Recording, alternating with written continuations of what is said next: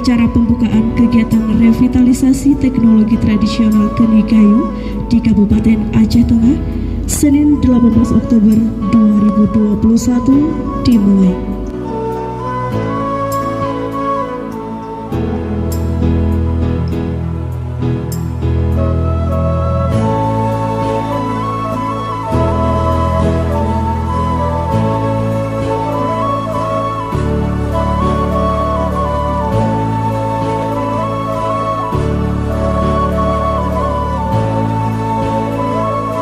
Kami kira ini merupakan hal sangat menarik.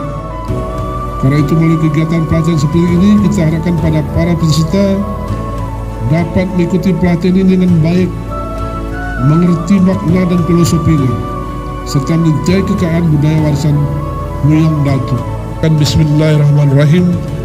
Pelatihan pembuatan gerabah Keni Gayo di Kabupaten Aceh Tengah tahun 2021 dengan resmi kami nyatakan dibuka.